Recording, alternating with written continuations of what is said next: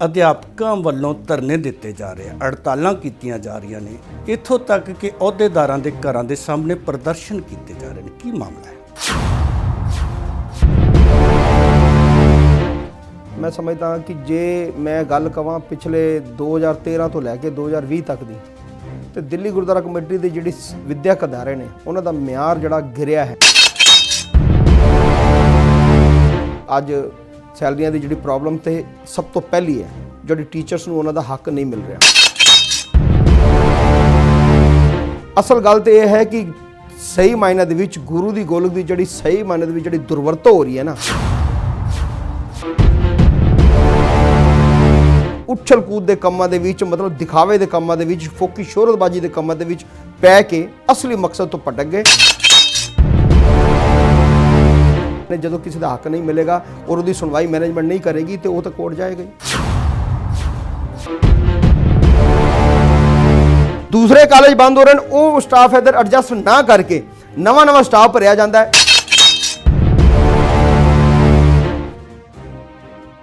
ਜ਼ਮੀਰ ਟੀਵੀ ਦੇਖ ਰਹੇ तमाम ਦਰਸ਼ਕਾਂ ਨੂੰ ਕੁਲਵੰਤ ਸਿੰਘ ਅਗੜਪੁਰੀ ਵੱਲੋਂ ਸਤਿ ਸ਼੍ਰੀ ਅਕਾਲ।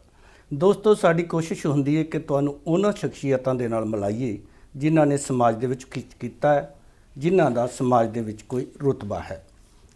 ਦਿੱਲੀ ਸਿੱਖ ਗੁਰਦੁਆਰਾ ਪ੍ਰਬੰਧਕ ਕਮੇਟੀ ਸਿੱਖ ਸੰਸਥਾਵਾਂ ਦੇ ਵਿੱਚ ਸਭ ਤੋਂ ਵੱਧ ਚਰਚਿਤ ਰਹੀ ਹੈ ਤੇ ਸਭ ਤੋਂ ਵੱਧ ਖਬਰਾਂ ਦੇ ਵਿੱਚ ਰਹੀ ਹੈ। ਦਿੱਲੀ ਸਿੱਖ ਗੁਰਦੁਆਰਾ ਪ੍ਰਬੰਧਕ ਕਮੇਟੀ ਦੇ ਨਾਲ ਜੁੜੀ ਹੋਈ ਸ਼ਖਸੀਅਤ ਦੇ ਨਾਲ ਹੀ ਅੱਜ ਤੁਹਾਡੀ ਮੁਲਾਕਾਤ ਕਰਵਾਵਾਂਗੇ। ਸਰਦਾਰ ਗੁਰਮੀਤ ਸਿੰਘ ਛੰਟੀ, ਜੋ ਇੱਕ ਜਾਣਿਆ ਪਹਿਚਾਣਿਆ ਨਾਮ ਹੈ, ਜਿਨ੍ਹਾਂ ਦਾ ਸਮਾਜ ਸੇਵਾ ਦੇ ਵਿੱਚ ਅਤੇ ਸਿੱਖ ਸਿਆਸਤ ਦੇ ਵਿੱਚ ਵੱਡਾ ਨਾਮ ਹੈ। ਸੇਵਾ ਸਿਮਰਨ ਟਰਸਟ ਦੇ ਨਾਲ ਉਹ ਜਿੱਥੇ ਸਮਾਜ ਸੇਵਾ ਕਰਦੇ ਹਨ, ਉੱਥੇ ਹੀ ਦਿੱਲੀ ਸਿੱਖ ਗੁਰਦੁਆਰਾ ਪ੍ਰਬੰਧਕ ਕਮੇਟੀ ਦੇ ਵਿੱਚ 4 ਸਾਲ ਜਨਰਲ ਸਕੱਤਰ ਰਹੇ ਅਤੇ ਲਗਾਤਾਰ 3 ਵਾਰ ਜਿੱਤ ਕੇ ਉਹ ਅੱਜ ਮੌਜੂਦਾ ਮੈਂਬਰ ਵੀ ਹਨ ਤੇ ਸ਼੍ਰੋਮਣੀ ਅਕਾਲੀ ਦਲ ਦਿੱਲੀ ਦੇ ਸਕੱਤਰ ਜਨਰਲ ਹਨ। ਸਭ ਤੋਂ ਪਹਿਲਾਂ ਸਵਾਗਤ ਕਰਦੇ ਹਾਂ ਗੁਰਮੀਤ ਸਿੰਘ ਛੰਟੀ ਜੀ, ਤੁਹਾਡਾ ਸਵਾਗਤ ਹੈ। ਵਾਹਿਗੁਰੂ ਜੀ ਕਾ ਖਾਲਸਾ, ਵਾਹਿਗੁਰੂ ਜੀ ਕੀ ਫਤਿਹ।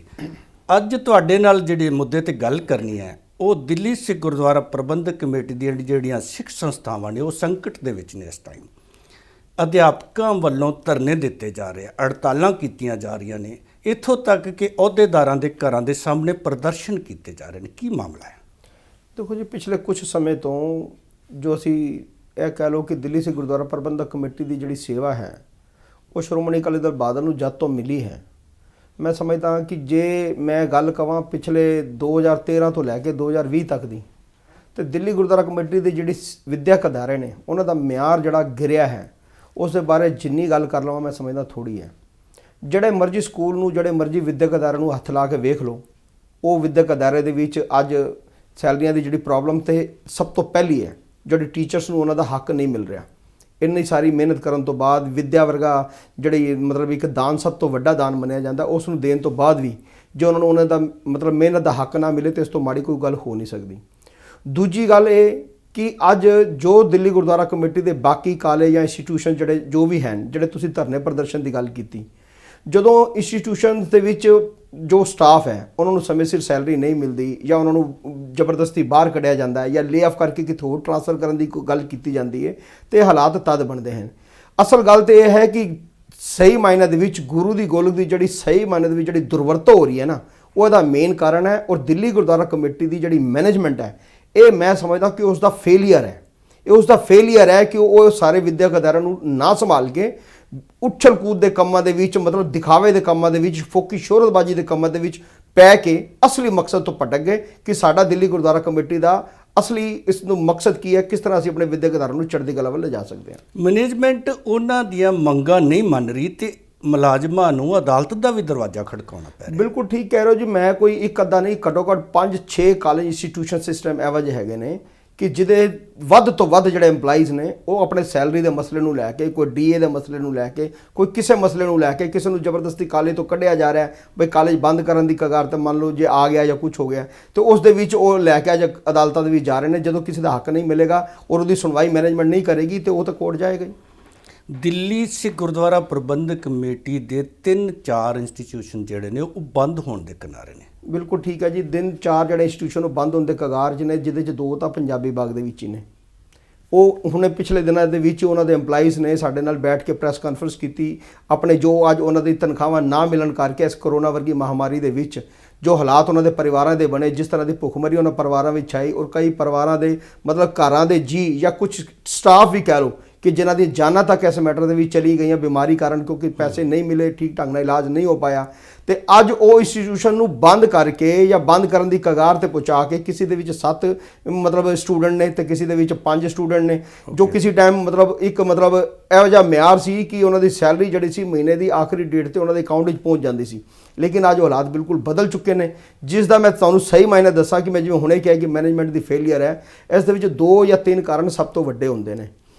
ਅੱਜ ਮੰਨ ਲਓ ਤੁਸੀਂ ਪੰਜਾਬੀ ਬਾਗ ਦਾ ਇੱਕ ਕਾਲਜ ਜਾਂ ਇੰਸਟੀਟਿਊਸ਼ਨ ਨੂੰ ਬੰਦ ਕਰਨ ਜਾ ਰਹੇ ਹੋ, ਉਸ ਬੰਦ ਕਰਕੇ ਤੁਸੀਂ ਸਟਾਫ ਨੂੰ ਕਹਿੰਦੇ ਹੋ ਜੀ ਅਸੀਂ ਲੇਆਫ ਤੁਹਾਨੂੰ ਕੱਢ ਦੇਣਾ ਹੈ, ਸਾਡੇ ਕੋਲ ਸਟੂਡੈਂਟ ਨਹੀਂ ਹੈ, ਸਾਡੇ ਕੋਲ ਫੰਡਿੰਗ ਨਹੀਂ ਹੈ, ਸਾਡੇ ਕੋਲ ਸਭ ਕੁਝ ਨਹੀਂ। ਦੂਜੇ ਪਾਸੇ ਤੁਸੀਂ ਆਪਣੇ ਹੀ ਜੋ ਸਾਡੀ ਜਿਹੜੀ ਜੋ ਦਿੱਲੀ ਗੁਰਦੁਆਰਾ ਕਮੇਟੀ ਉਹ ਪੇਰੈਂਟ ਬਾਡੀ ਹੈ, ਪੇਰੈਂਟ ਬਾਡੀ ਦੇ ਅਧੀਨ ਕਈ ਸਕੂਲ ਕਾਲਜ ਚੱਲਦੇ ਨੇ। ਇੱਕ ਜਗ੍ਹਾ ਇੱਕ ਕਾਲਜ ਨੂੰ ਇਸ ਕਰਕੇ ਬੰਦ ਕੀਤਾ ਜਾ ਰਿਹਾ ਹੈ ਕਿ ਫੰਡਿੰਗ ਨਹੀਂ ਹੈ, ਸਾਨੂੰ ਤੁਹਾਡੀ ਲੋੜ ਨਹੀਂ ਹੈ, ਇਸ ਕਰਕੇ ਤੁਹਾਨੂੰ ਅਸੀਂ ਕੱਢ ਰਹੇ ਹਾਂ, ਜਾਂ ਦਿੱਲੀ ਗੁਰਦੁਆਰਾ ਕਮੇਟੀ ਦੇ ਵਿੱਚ ਉਹਨਾਂ ਨੂੰ ਟ੍ਰਾਂਸਫਰ ਤੁਹਾਨੂੰ ਕਰ ਦੇਣੇ ਆ।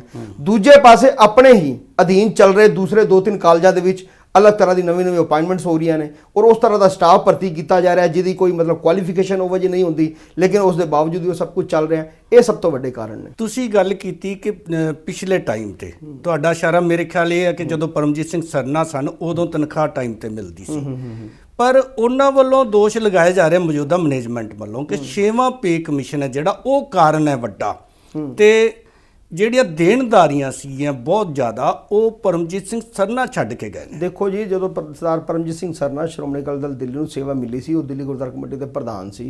ਉਸ ਟਾਈਮ ਜਦੋਂ 6ਵੇਂ ਪੇ ਕਮਿਸ਼ਨ ਦੀ ਗੱਲ ਛਿੜੀ ਸੀ, ਮੈਂ ਸਮਝਦਾ ਕਿ ਲਗਭਗ ਸੰਨ 2012 ਦੀ ਗੱਲ ਹੈ। ਸੰਨ 2012 ਦੇ ਵਿੱਚ 6 ਪੇ ਕਮਿਸ਼ਨ ਨੂੰ ਲੈ ਕੇ ਸਾਡਾ ਟੀਚਰਸ ਦੇ ਨਾਲ ਸਟਾਫ ਦੇ ਨਾਲ ਜੋ ਮਸਲਾ ਚੱਲ ਰਿਹਾ ਸੀ, ਉਹ ਅਸੀਂ ਉਹਨਾਂ ਦੇ ਨਾਲ ਬੈਠ ਕੇ ਵਿਚਾਰ ਵਟਾਂਦਰਾ ਕਰਕੇ ਉਸ ਮਸਲੇ ਨੂੰ ਕਾਫੀ ਹੱਦ ਤੱਕ ਹੱਲ ਕਰ ਲਿਆ ਸੀ।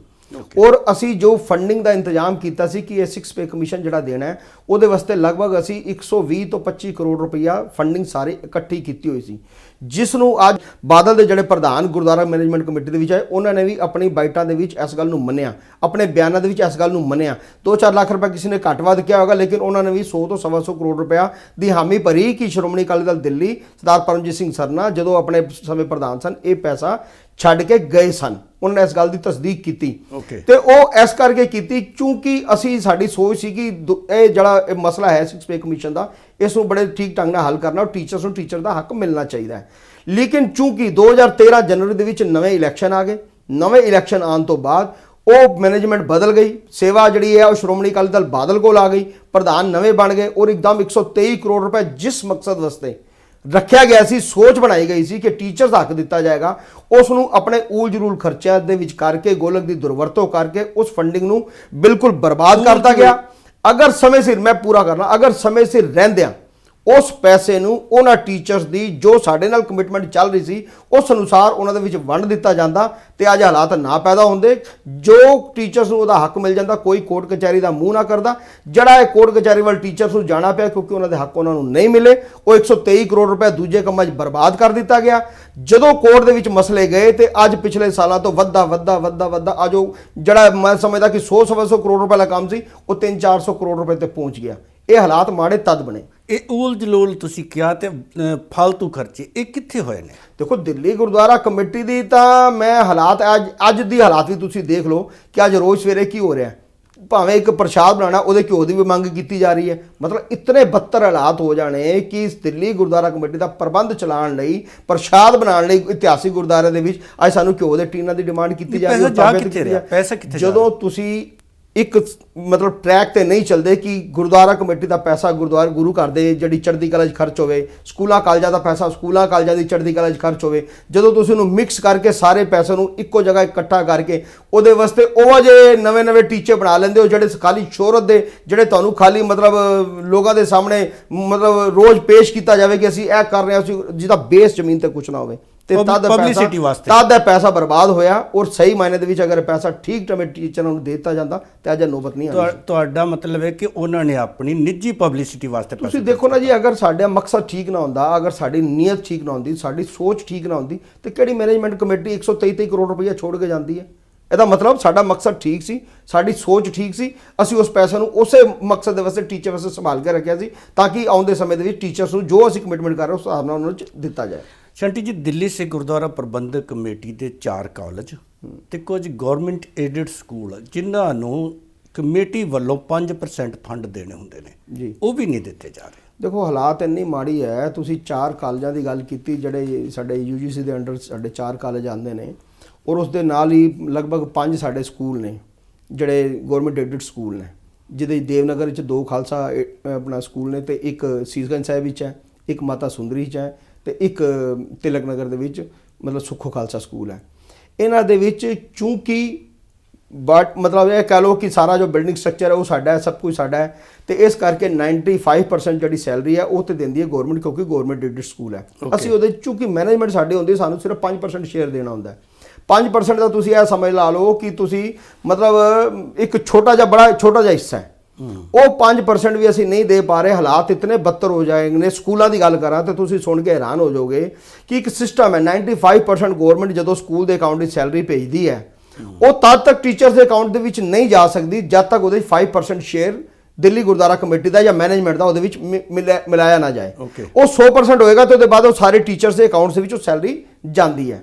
ਅੱਜ ਹਾਲਾਤ ਇਤਨੇ ਮਾੜੇ ਹੋ ਗਏ ਨੇ ਕਿ ਦਿੱਲੀ ਗੁਰਦੁਆਰਾ ਕਮੇਟੀ ਉਹਨਾਂ ਸਕੂਲਾਂ ਦੀ ਪਿਛਲੇ 7-7 8-8 ਮਹੀਨਿਆਂ ਤੋਂ 5% ਸ਼ੇਅਰ ਨਹੀਂ ਦੇ ਪਾ ਰਹੀ, ਜਿਹੜਾ ਸਿਰਫ ਲੱਖ 1.5 2 ਲੱਖ ਰੁਪਈਆ ਬਣਦਾ ਹੈ। ਜ਼ਿਆਦਾ ਨਹੀਂ ਬਣਦਾ 5% ਸ਼ੇਅਰ, ਸਿਰਫ 2-2.5 ਲੱਖ ਰੁਪਈਆ ਬਣਦਾ ਹੈ, ਉਹ ਨਹੀਂ ਦੇ ਪਾ ਰਹੀ ਤੇ ਟੀਚਰਸ ਨੂੰ ਮਜਬੂਰ ਹੋ ਕੇ ਉਹ 5% ਆਪਣੀ ਜੇਬੋਂ ਇਕੱਠਾ ਕਰਕੇ ਉਸ ਅਕਾਊਂਟ ਵਿੱਚ ਜਮ੍ਹਾਂ ਕਰਾਉਣਾ ਪੈਂਦਾ ਹੈ ਤਾਂ ਕਿ ਉਹ 100% ਸੈਲਰੀ ਬਣ ਜਾਏ। ਉਸ ਦੇ ਬਾਅਦ ਉਹ ਟੀਚਰਸ ਦੇ ਅਕਾਊਂਟ ਦੇ ਵਿੱਚ ਉਹ ਸੈਲਰੀ ਆ ਰਹੀ ਹੈ। ਇਹ ਲਾਪਰਵਾਹੀ ਕਿਉਂ? ਇਹ ਗੱਲ ਤਾਂ ਸਿਰਫ ਇਤਨੀ ਹੈ ਕਿ ਅਸੀਂ ਦਾਅਵੇ ਤਾਂ ਬੜੇ ਵੱਡੇ ਕਰ ਰਹੇ ਹਾਂ, ਅਸੀਂ ਇਹ ਸੇਵਾ ਕਰ ਰਹੇ ਹਾਂ, ਅਸੀਂ ਫਲਾਣੀ ਸੇਵਾ ਕਰ ਰਹੇ ਹਾਂ, ਅਸੀਂ ਆਪਣੇ ਸੋਸ਼ਲ ਮੀਡੀਆ ਦਾ ਲੱਖੋਂ ਕਰੋੜੋਂ ਰੁਪਈਆ ਖਰਚ ਕਰ ਰਹੇ ਹਾਂ, ਲੇਕਿਨ 2-2 ਲੱਖ ਰੁਪਈਆ ਇੱਕ ਸਕੂਲ ਦਾ 5% ਸ਼ੇਅਰ ਵੀ ਅਸੀਂ ਦੇ ਨਹੀਂ ਪਾ ਰਹੇ। ਤੇ ਗੱਲ ਜੇ ਕਰਾਂ ਕਾਲਜਾਂ ਦੀ ਤਾਂ ਤੇ 5% ਅੱਜ ਕਰੋੜੋਂ ਰੁਪਏ ਦੇ ਵਿੱਚ ਬਣ ਗਿਆ।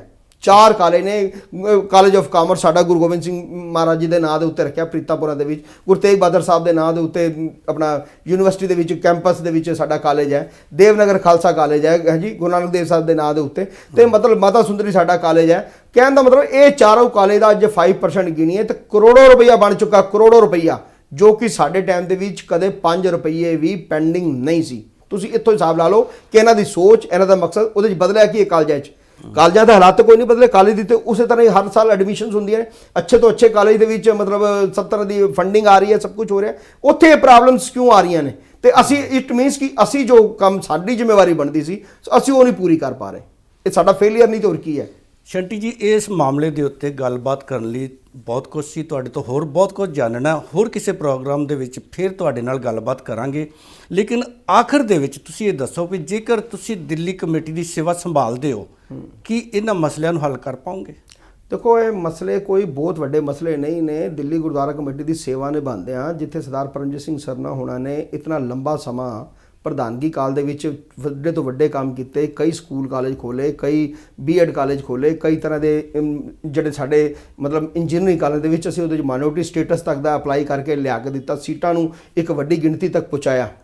ਤੇ ਕਹਿਣ ਦਾ ਮਤਲਬ ਹੈ ਸਾਡਾ ਮਕਸਦ ਬਿਲਕੁਲ ਠੀਕ ਸੀ। ਸਾਡੀ ਸੋਚ, ਸਾਨੂੰ ਪ੍ਰਬੰਧ ਕਰਨ ਦਾ ਇੱਕ ਜਿਹੜੀ ਸਹੀ ਮਾਇਨੇ ਦੇ ਵਿੱਚ ਸੋਚ ਹੋਣੀ ਚਾਹੀਦੀ ਹੈ, ਪੰਥ ਲਈ, ਕੌਮ ਲਈ, ਚੜ੍ਹਦੀ ਕਲਾ ਲਈ, ਵਿਦਿਅਕ ਅਦਾਰਿਆਂ ਦੀ ਚੜ੍ਹਦੀ ਕਲਾ ਲਈ, ਉਹ ਅਸੀਂ ਪਿਛਲੇ ਆਪਣੇ ਕਾਰਜਕਾਲ ਦੇ ਵਿੱਚ ਸਾਬਤ ਕਰ ਚੁੱਕੇ ਹਾਂ।